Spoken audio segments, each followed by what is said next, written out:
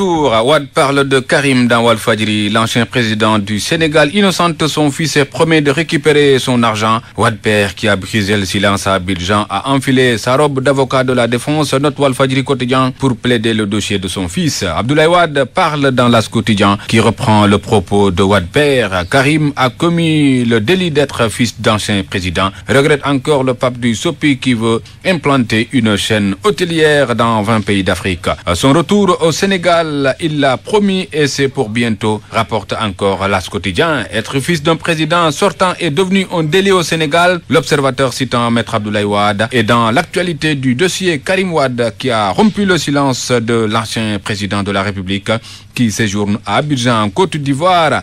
Karim sera déclaré innocent parce qu'il n'a rien fait, assure Wade père qui a la nostalgie des Sénégalais, selon l'observateur qui annonce en même temps que la chambre d'accusation renvoie Karim Wade au 9 janvier par rapport à la requête au frein d'annulation des poursuites. Wade se signale encore, répète la tribune pour dire qu'un jour Karim sera déclaré innocent. Je vais porter plainte pour récupérer mon argent, menace l'ancien président. La cité dans la tribune, dans Direct Info, le même sujet a produit le même titre. Karim a commis le délit d'être fils d'un président. Direct Info, avant de fermer carrément les guillemets.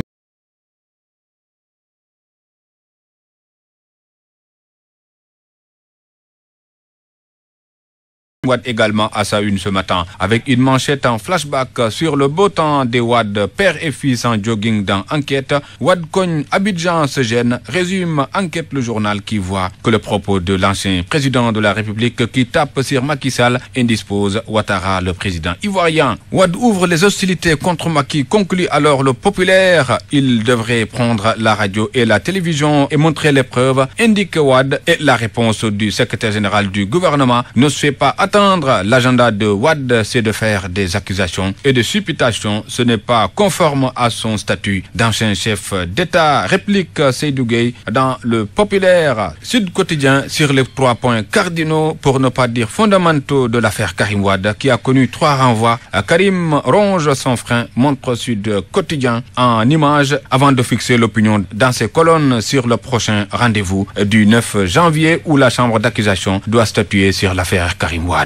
Le quotidien dans l'affaire Aïda Ndiong fait sentir ce matin la contrariété à laquelle elle est soumise, vivant un hiver chaud. Aïda Ndiong et compagnie ont été envoyés à Rebeuss et à Liberté 6 pour escroquerie portant sur des deniers publics, faux et usage de faux. Rappelle le quotidien Libération revient sur le processus de report des locales. Très simple pour le président Macky Sall qui a saisi l'Assemblée nationale en procédure d'urgence, et tout sera bouclé jeudi en plénière puisque le dossier a été béni hier par la conférence des présidents et la commission des lois prend le relais aujourd'hui. En bref, un dossier plié en 72 heures fait encore voir Libération. Le soleil ce matin se lève à l'est, plus précisément à Kay, où le président Macky Sall a pris part hier à la pose de la première pierre du barrage hydroélectrique de Guyana. Un espoir pour l'OMVS, note encore le quotidien national, et c'est de là-bas que Macky Sall a réaffirmé son soutien moral aux soldats sénégalais présents au Mali. Le sacrifice des 2 casques bleus sénégalais ne sera pas vain, console encore Ibrahim Boubacar Keïta, son homologue malien, toujours dans les colonnes du soleil.